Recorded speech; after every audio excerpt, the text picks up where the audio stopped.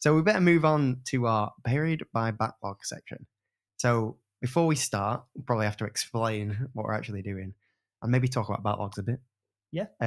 So our idea is basically every month, every episode, we want to talk about one specific game, and each month it'll be a new person's turn to decide the game. This month, it was me. I picked Dishonored, and that was on my backlog to play. Never played any of the series before, so wanted to give it a go, especially with the first one. And everybody's played a bit.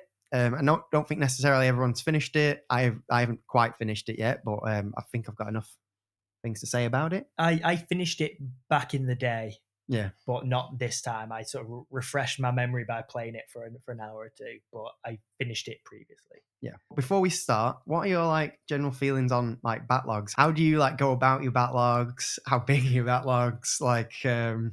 I pray to have more hours in the day. 100%. My backlog is huge. I can't even remember half the games on my backlog. So I definitely have to have a list on my phone. Yeah. With sections like PlayStation. And you have to be strict with it, because I find that if I've got a game on my backlog, I've got a load of games in my backlog, I'll just pick one randomly, start it, and then maybe fancy something else and start that. And that's not a good way to do it. I need to be more regimented. Yeah. I do the need same to start thing. a game and finish it. So I need to know going into it how long the game's going to take and whether I feel I can commit to that. Yeah. That's the thing with Inscription. Inscription was actually one of my backlog games. Mm-hmm. And I was umming and ahhing between that and Final Fantasy VII Remake. And I thought, do I really want to commit 40 hours now? Yeah. And I decided, no, I want to play Inscription because it's a shorter. That's how I tackle mine usually. I look at how long they are, how worn out I am on certain games. Yeah. So I tried not to play too many first-person shooters in a row. Yeah, you know what I mean? yeah. So Dishonored, for example, which is we're going to talk about in a bit. I googled 12-hour game, I suppose. I think it came up with. So I was like, oh, right, that's a relatively good length. And while I'm also playing Zelda Tears of the Kingdom, which is more like an 120-hour game. Yeah, it's just a nice game to play outside of that, while you're chipping away at a bigger game. I think that's the thing, more of a commentary on open world games and just sort of maybe RPGs where they are so big. Sometimes it's nice to have a more sort of structured, authored, sort of linear game side by side that you can just sort of pick up and play, chip away at, whilst also being committed to this massive gargantuan 100-hour experience. Yeah, I do like those massive gargantuan 100-hour experiences. A few a year maybe. Yeah. But I find once you get into those games, you miss out on 5 or 6 other games that come out because you've been spending so much time. There you go. On the backlog. Yeah. On the backlog. Yeah, our backlogs will be shorter if we never played the big games. And then it's not just it's not just current games as well. There's games you want to play from your childhood that you never really played properly as a kid, and you want to replay more. Even to see if you can still do it. Yeah, definitely. Or just games that I want to play Cyberpunk again when the DLC comes out. I want to play through the whole game. Oh, it's going to be a whole other game. Fingers crossed, they fix a lot of issues now. I don't know how much they can fix, but we'll see when it comes out. It's significantly better now than it was. I played about half of that game when it was a mess on PlayStation 5. Oh yeah. And then I played the other half when they did the next gen patch, and it was significantly improved. But with the DLC, they're adding loads of new stuff again. I wish I could play back through it again, but it will be on the backlog. But that's it. It's a game you've played before as well. Yeah. I tried to not a section of time.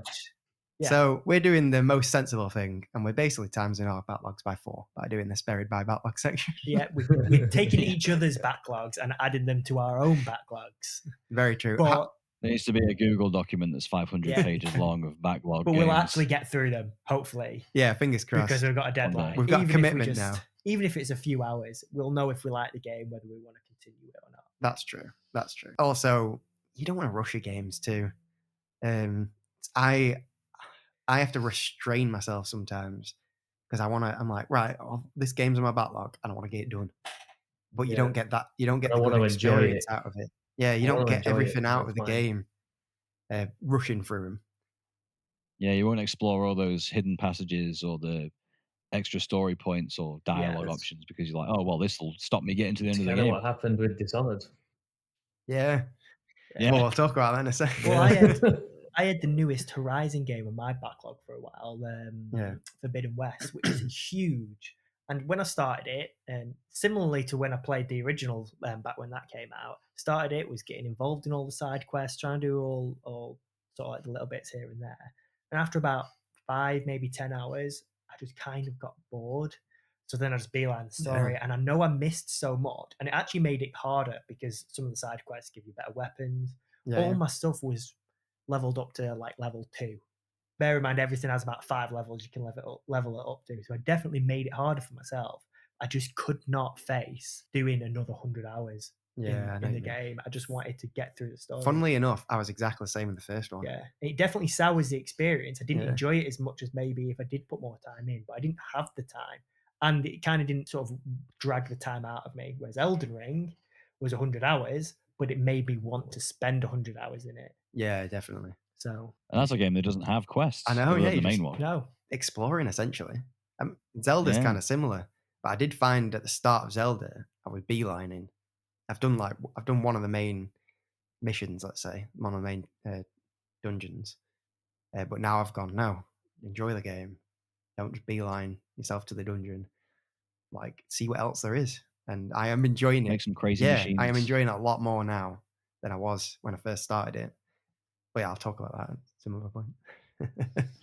So I suppose we'll start with Dishonored. I'll read a quick synopsis. So Dishonored, for anyone who doesn't know, who's never played it before, Dishonored is a series of action games developed by Arcane Studios and published by Bethesda. The first game came out in 2012, set in a fictional plague-ridden industrial city of Dunwall. Dishonored follows the story of Corvo Attano, I think that's how you pronounce it, who is the bodyguard to the Empress of the Isles. He is framed for her murder and forced to become an assassin seeking revenge on those who conspired against him. I'll quickly say I am enjoying the game. I haven't quite finished it. I think you're further than everyone else. Yes, other than me who's already finished it, but in this playthrough. Yeah. So I've just got to the flooded city level. And I don't know, do you guys mind if we get into spoilers? I know you're not that far into the game, but you've... Oh, I'm spoiler free. If anyone tells me any information, it's different when I find it out myself. So. Okay, so you're all right if I start getting into spoilers? Okay, oh, yeah. Ben? What about you, Ben? Might give me a heads up. Yeah, there you go. So I've just been betrayed by the loyalists, essentially, at the pub. That is where I've got to. Right. I knew they were too coming. Yeah, no, I said that. I said this to Brad. We were just at the gym before, and I was like, I just felt like the betrayal was coming. It was like 1984 all over again. Because it's been so long since I played it, I had in my notes it has a good twist. So obviously, 2012, Brad. I think I played it probably 2014. So 2014, Brad thought that was a good twist. I didn't see that coming. Then Jake says that it was obvious, and now all you guys are saying it was obvious.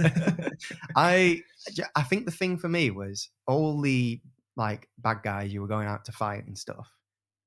The people who you were with didn't sound any better. The things that they were saying while you were walking around with him, I was like, well, you sound exactly the same. So I don't know if that's meant to like be a hint towards it. I found that just their facial design, they looked evil in the face. Like the people you work for at the very beginning who betray you, they look evil in the face. As soon as you see them, I'm like, this guy's not a good guy. It's the first guy that you meet. The engineer, he seemed nice. Yeah, he's a nice dude, but you're paying him, so of course he's going to be nice. The engineer, do you know what? I'm not sure. Because I can't remember. Well, how else are you going to get your upgrades? The main 3 betray you. So it's the Colonel, is he called? I can't remember. Havoc. Oh, I don't know. I don't remember the names. The guy in like the Admiral. The Admiral, and he's like second in command almost.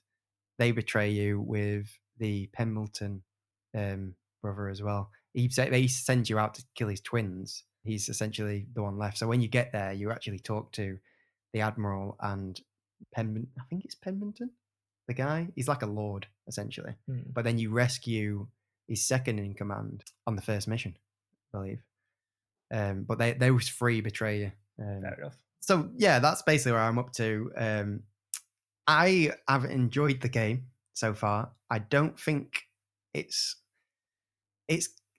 a lot of people put it in this pedestal as being like an amazing game. I don't think it's a masterpiece by any means. I have enjoyed it. There are definitely issues I think there are with it, but I'll get into that in a bit. One thing I really do like is the world, and I think the graphics as well for the time.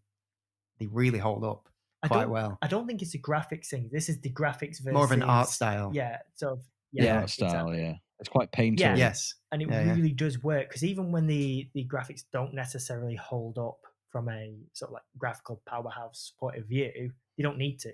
Yeah. They're almost slightly cell shaded, slightly sort of like smudged looking. I don't know.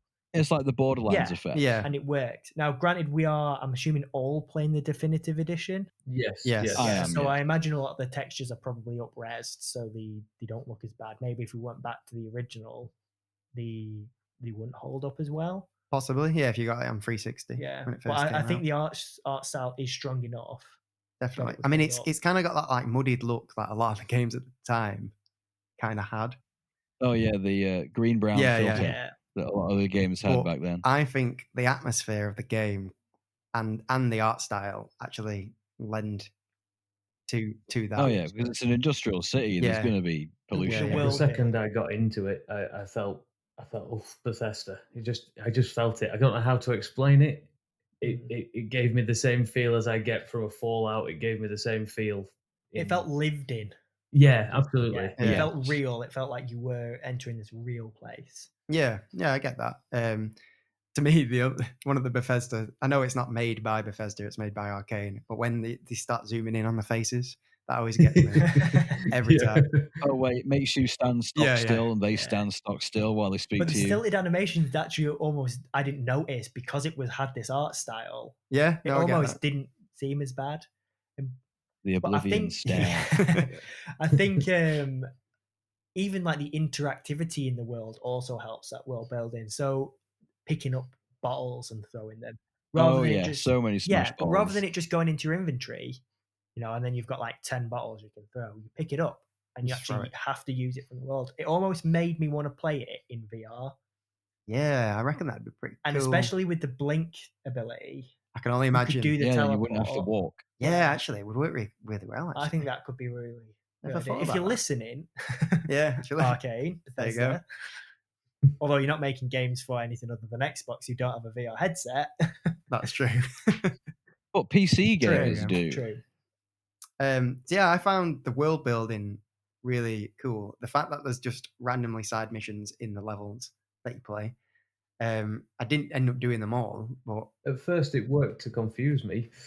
Yeah, like I think there's the granny or some Nanny Rags, she's called, in the first mission. You wouldn't even, if you didn't explore a bit, you wouldn't even find it. I don't even think I did this playthrough. I got the woman who asked me to save a dad. Yes, but that's before you set off, isn't it? Spoilers, I didn't. No. So, but that introduced a new element I liked. But then also on top of that, side missions in each sort of like area, it helps that you can sort of explore so much in each space. Definitely. It's not linear in the sense that you have to go through it this way. Yeah, definitely. Yeah, there are so many different ways through the levels, and I suppose it depends on what style you're playing and what powers you've picked. One thing I would say about the side quest is it's a bit like, you've got to go to this hospital. Let's say you do a little thing in the hospital, but then you've got to go all the way back and not get caught again. If you're playing it like that, quite challenging. Yeah. And I was chaos all the way. I got spotted from the get go. I was like, right, I guess we're using swords and guns now. When I first played it, I played it stealthily because I feel like that's how it's meant to be played, and I assumed all you guys would do that this time. So I thought I'll do something different and just kill everyone and get both sort of like perspectives. Turns out, no, you're all as psychotic as I was this time. I have gone the non-lethal route. I am better than all you guys. Just throwing that. I did complete the game in a non-lethal route, though. To be fair, mostly non-lethal is what I'm trying for. I remember knocking someone out and then throwing them into the lake, and I wonder if that counted as that definitely counts as a kill, because I thought the same thing. Definitely counts as a kill. Before we go on to more like gameplay, I suppose, I did want to talk about some of the world as well. I was a bit taken aback by the outsider showing up. Like, oh yeah, Oh, and the Yeah, I dream. was a bit like, what the? Because Yeah. it obviously not realistic when you first go in and you It's grounded. It feels grounded. Then you escape the prison, you go to sleep, and I knew it had powers in the game before I started the game. I just thought it was a really weird way to get some powers. I think it might have been a product of the time. I think Yeah. when they introduced that as a dream sequence, I don't think it was that common. But I think now there's quite.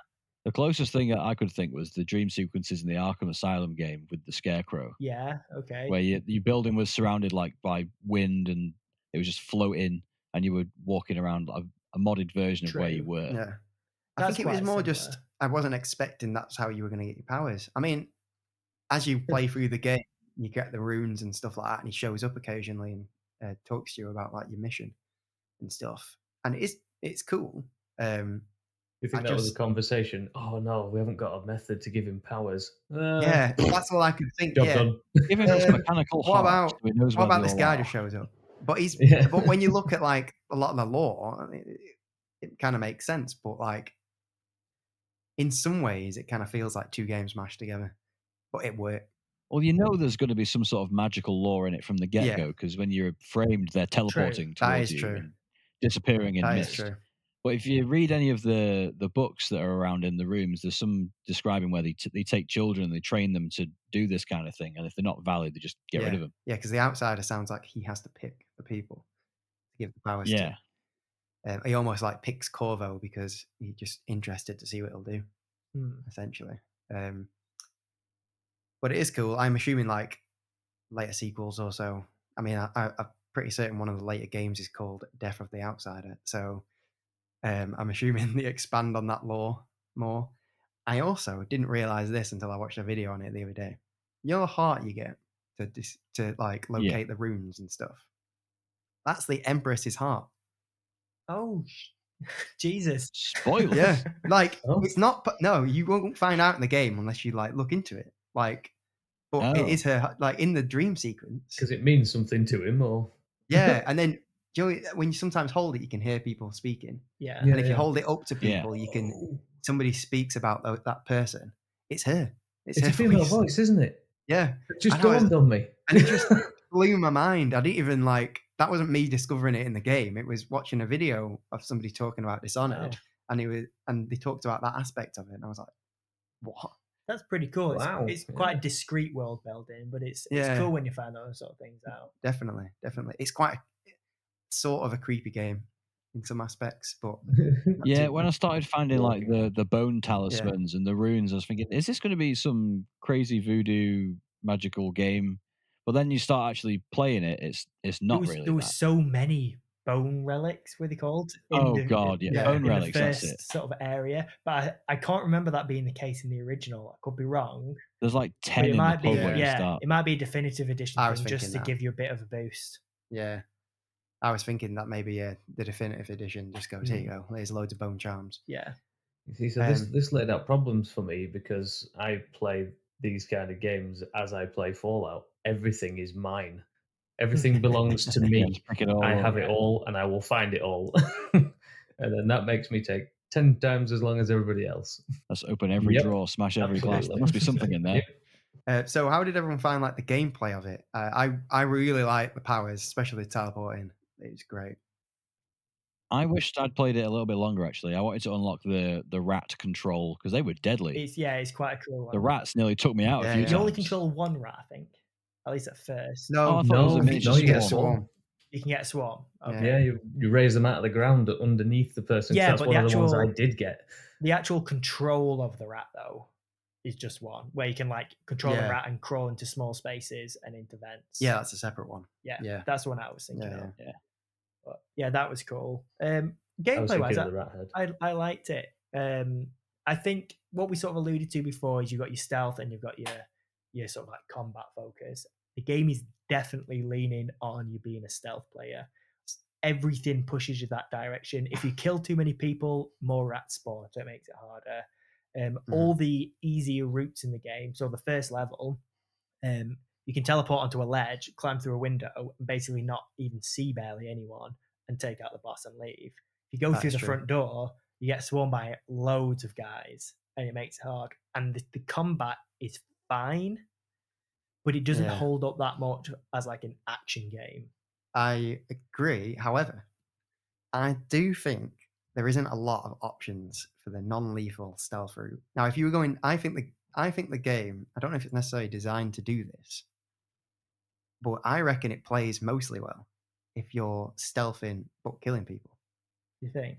Yeah, because the only thing you can do in stealth is like choke someone out, and then hide the body. You got sleeper darts. You do have sleeper darts, but you can only have so many sleeper darts. If you run out of sleeper darts, maybe I'm just bad. I'll keep running out of sleeper darts and getting caught. But even if if somebody spots you, the first thing you can do is slit the throat. Yeah, you can do that very quickly. Yeah, you can't then subdue them very quickly. But maybe that's built in as like a consequence of getting caught. I think the hardest route is definitely going stealth, no kill. Yes. But I think in general, stealth is the way. It's even little things, like I don't know if you guys found this. You know when you hold the LB button or L1? Yeah. And it brings up your wheel to pick your left-hand weapon. Mm-hmm. I feel in that you should use the right stick to pick. So you hold L1 and you use your right stick. Yes, I agree. But because it's your left stick, never feels right, and it makes it really hard to change on the fly. Yeah, because I've picked the wrong power so many times. You got to stop running. Exactly. Whereas if it was the other way around, you could carry on running. You could just quickly flick and change it, like every other game, sort of like modern game. Do you not assign the stuff to the D-pad though, so you can do it quickly? I've got the health on the D-pad. We can only have up to 4 things on the D-pad then. Oh, see, I have health where you hold LB and then you press X or B. That's as well. Yeah, to be fair, but it's things like maybe if I sort of like dived a bit deeper into customizing the layout like that, maybe it would have helped. But I didn't. I just found that what I was doing, which is sort of the way the game presents itself to you initially, didn't give me the freedom to, if I was in a combat scenario, to quickly change to blink out the way, then quickly change to a pistol and shoot them from a distance, then quickly change to another power or another weapon. I couldn't I kind of had to use what I had equipped for the most part. I think you can change your D-pad stuff, but I definitely have messed it up. Yeah. Like instead of blinking, I've froze time and been like, it would literally be a change to the different stick. Yeah. And I think that would fix it. So it's just a slight minor annoyance, but it's something that again tailors itself more to a slower, stealthy approach where you can, you're in the shadows, you prepare it. Ahead of well, this is going back to what I was saying about like there's not a lot of options for the stealth. If you go in and you're maybe not guns blazing, but you go in maybe stealth, but you're planning on killing. You've got so much at your disposal. You've got more powers. You've got the swarm. You've got the push ability, which if you upgrade twice, kills people instantly. So I've upgraded it twice. Not didn't even think about it, but I'm trying to do non-lethal. But if I use it, it kills them. I'm like, oh crap. So back to sleeper darts. If I use my gun, obviously they're dead. If you've got grenades, you've got traps. You can't use. There's no non-lethal traps. It's just literally just barbed wire, rip them to pieces. Yeah. So there's so much equipment for killing people, and you've just got choke and sleeper dart for other people. Now it makes the game intense when you're sneaking around. But even I remember this one point. There's these like pylons that shoot out they push electricity about. And I went up and rewired one, and I was like, "Oh, that'll be good because now I can get past it, and I won't get hit by it because it can detect you even if you're sneaking." Oh no! However, rewired it. There was 5 guards stood next to it, killed them all instantly. I was like, "Oh, so you can't just rewire it to not kill people? Can't just tase them." But apparently, but you can just take out the power for that as well. Yeah, that's the thing. It gives you options. But maybe there should be more options for the stealthy non-lethal route. Definitely, and that's another thing with the gameplay. Like, oh my god, there's so many options. Yeah. It's almost an immersive. I think a lot of people actually call the game an immersive sim with how many options it gives you. Yeah, but I just think sometimes it kind of breaks that, especially when you get caught and then you run away a little bit and then they don't know you're there anymore. Well, the good thing about the definitive edition, at least, is the load times are really quick. Oh, so God, if you do mess up, quick load. You go out the room and go back in really quick. Well, I remember once getting caught, basically going to kill the Lord Regent that level. You guys probably haven't got to it yet, but I got caught outside and I just legged it. Somehow found like a air vent and then went into the building, but no one in the building knew I was coming, but everyone outside knew who I was about. So I was a bit like, well, I'll just They don't have good I'll just communication. suspend my disbelief for this part. The AI isn't too bad. No, I think it's all right. Yeah, I mostly. think it holds up mostly, but yeah, in situations like that, you just move to the next area and no one knows you're there. Yeah. There are. I did have some weird. I don't know if it was a bug or if it was intended. Where you got the peek round the corner thing. Where I was spotted by someone. I went back round the corner. They stopped looking for me, but they were looking in my direction. I had my whole head out from behind the wall, and they didn't spot me. I think it says when it introduces you to the peek function, it says guards can't spot you when you're peeking, or at least like they don't spot you immediately from round the corner. But you got the feeling that so much of you is out from behind cover that they should be seeing you. I think that's like a artistic sort of, you know what I mean? It's like they want you to suspend the disbelief a bit because it's prioritizing fun over simulation. Yeah, definitely. It's a choice, I think. Yeah.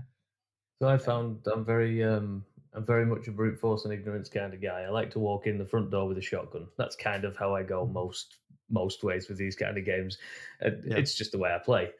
And I found it a little clunky to fight groups of people. Again, sort of backing up the fact that you say how it's built for stealth.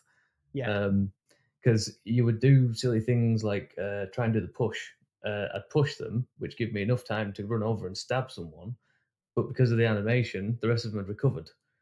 So I couldn't quickly stab a multiple group of people or try and fight harder and faster, if that makes sense. I get that. And I suppose you could have thrown a grenade, but if you didn't have any, if it's only the little group of people around me that have seen me right now, I want to kill them, like you say, then you can get to the next bit and it's nobody knows you're there. Yeah, that's true. So it's not really built for my style of gaming. But I don't think that's a negative thing because I've really enjoyed playing it. There's just no shotgun. Pistol's kind of a shotgun. I mean, the regular gun does feel like one. It has quite the spread. And to be fair, I've gone the non-lethal route mostly, but I have killed most of the targets. Like I remember when I went to kill the twins, literally just like snuck up to the door, and he had it was in a brothel, and he had a woman with him. I just flung the door open, got my pistol, and to be fair, I wouldn't have used any pistol rounds at this point. I just got my pistol, shot him in the face, ran away. But most of the time, I'm trying to be non-lethal until I run out of sleep darts, and then unfortunately for the guards, you might die if you catch me. I think it's your fault if you catch me and you die at this point. For not knowing you have empty pockets. Yeah. But the game really doesn't like you killing anyone, or you'll get so there's the chaos system essentially, which is like if you kill everyone, you'll get high chaos, and it all goes towards the ending. And it adds more rats, it adds more the zombie weepers, I think they're called, to the game if you do go the chaos route. But I do think it should be slightly more lenient, because to me the weepers are zombies. They are dead, and all they're doing is spreading the plague. So it shouldn't matter if you kill them. So to me, I was like, oh, I'm doing them a mercy, I'll kill them. Yeah. And they won't infect anyone else. But no, Such a nice guy. That adds to your chaos. So, and then rats start showing up. So it's exponential. And then the rats. So the more they kill, the more you have to kill, and then the higher your chaos gets, which then spirals out. Maybe the message is killing's bad. Killing's bad, which is be nice. Yeah, but they're all bad. Everyone's bad in this game. So I'm trying to put my own morals into the game, and I think it does that quite well. That's where it becomes an immersive sim. You're trying to put your own, maybe not your own morals, because some people just want to play a game, as Ben said, run and gun. Yeah, that's me. But it also makes it harder as well. So you kind of add in your own. If you start adding your own morals, it makes the game harder. But it is built for stealth. My feelings about it are like, oh well, it is a good game, but it doesn't quite work, I think. The only thing I would like to see added to it was more improved sword play, or like agreed. different Definitely. swords that you can Agreed. get. Like you need some sort of a counter with your sword, or a riposte or There something. is, so you can, if you Yeah. time Is it there? right. Is that an No, upgrade no. You get it thing? straight away. I think it's like RB. You can like block. Oh, I've only ever managed to block. So if you do with- it perfectly timed, it like staggers them a bit. Oh, okay. But it doesn't like counter them and then slash like I think if Assassin's you Creed game would. counter and then slash, it will. It's like Oh, instant okay. kill, I think. But then again, that puts your chaos But yeah, up. puts Yeah, chaos up. So it definitely does. depends how you want to play it. I What hate about chaos itself? what about performance and bugs? Oh, actually, yeah, there was one specific bug that has been plaguing me. In fact, Plaguing. plaguing. intended. So when I first played the intro sequence where the Empress gets killed, as soon as I get, so when you get hit, like the screen goes red, doesn't it? Yeah. But for some reason, and I've tried to fix this with a lot of stuff. I've even changed the HDMI in my Xbox. It just stays. So during the intro cutscene, you get hit by the assassin, and then your hand hits the floor, and then it just kind of like saves a screenshot of that in red, and then the rest of the cutscene played, but just audio. And I couldn't, for the life of me, get it to work. So I had to, in the end, YouTube the start of the game. So that wasn't great. I've also Googled it, and a lot of people have the issue too. So did any of you guys have anything like that? It happens to me during gameplay too. So as soon as I get hit and the red screen comes up, it like puts that on top of my screen that I'm also playing as well at the same time. I did have a bug where when you escape Dunwall prison, I couldn't get up out of the water at any point. There was no climb animation to get out of the water, so I was just bobbing up and down for ages in the sewer bank, and it wouldn't let me get out. I had to restart the level. I've not had any performance bugs or anything. No, I've been pretty smooth sailing. That's interesting because we're both playing on Series X. I mean, you two are both playing on Series X, aren't you? I assume. Yeah. I am, yeah. But me and Brad, it favors the hooligan. Yeah, there you go. Maybe X marks this one. Me and Brad are both playing on Series S, and you haven't had that bug, and I have. I just don't get it. I don't get why it would do it, but it still persists. Sometimes it makes me have to reload to get rid of it.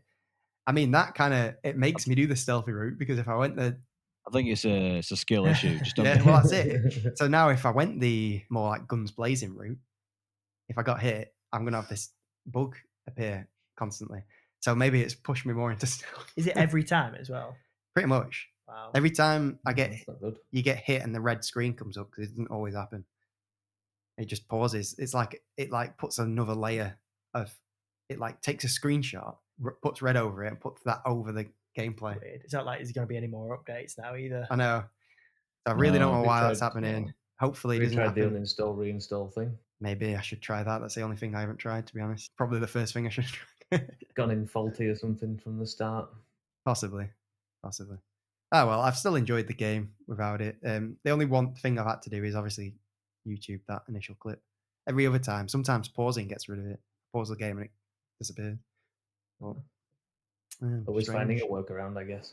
Yeah. I suppose to finish off, what would you recommend the game? I suppose there's a question. And who to? I absolutely would. Yeah?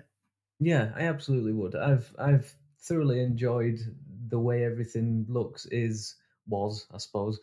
There wasn't enough negative points for me to say no. I think I'd back that. I'd recommend it with very few caveats as well. For me, like I think a lot of older games you go back to, and although they were amazing at the time, things have come on a long way for better and for worse. But sometimes some of those quality of life things, like changing your weapon, in newer games, they tend to it tends to be a bit easier. But it's such a small caveat. I could still quite happily recommend the game. I had a good time playing it. I think one thing in sort of the current sort of generation of games is that the length isn't too long. Yes. I think only being a 10, 12-hour game at the time probably felt like we're being shortchanged because everything was so short.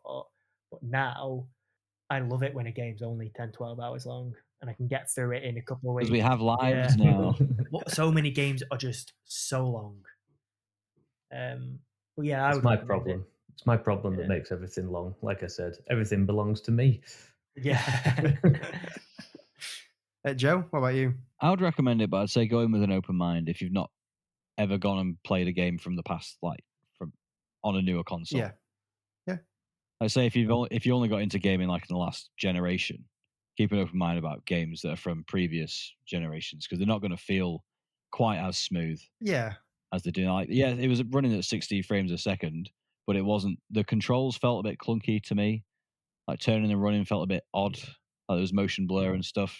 I know there's a lot of that you can turn off in newer games, but there wasn't any of the options to do that. That's fair. Oh, cool. I would agree with all you. To be fair, I would definitely recommend the game, especially to people maybe who like the newer Hitmans as well, especially for that stealthy aspect. I would like this game as a third-person option as well. Yeah, I quite like because I love the theming and the style. I like the immersion of the first person in this world. Yeah, I mean, Corvo doesn't really speak, does it? Well, he doesn't speak, so you're kind of like putting yourself onto him as well. Yeah. But I know what you mean. It'd be cool to see what he'd look like. Yeah, you only see it. Yeah, and third person really helps with planning your advance through the level. True. Whereas if you're in first person, you can't see beyond walls or anything like that. You can't see where the next... ability to look through walls. Well, I had that. In general, I agree. Oh, the dark vision. Yeah. Well, doing the stealth route, I picked that dark vision, and I don't know how I got through the game. It's like listen mode in The Last of Us. Yeah, essentially. But it does put that. I should have probably brought this up earlier. It puts this like brown and yellow like stain on the world, and because you're in stealth, that's how you're seeing the world most of the time. Yeah. You're seeing all the world is brown and everyone else is yellow. So it already was brown. Now it's browner. That's the secret. But I would recommend Dishonored 2, browner. Brown Town. I would recommend it. I do think it mostly holds up well. As I said before, I don't think all the elements of it quite work, but as Joe said, go into it with an open mind. If it's been on your backlog, definitely play it, I would say. I'm looking forward to the sequels because I can imagine they improve on the aspects of the first one quite a lot. I think that's all I have to say about it, to be fair. Pretty cool game. So, if anybody's listening to this, I hope you enjoyed it. We'll see you next time on Gaming Garnish, and thanks again. See you later. Bye.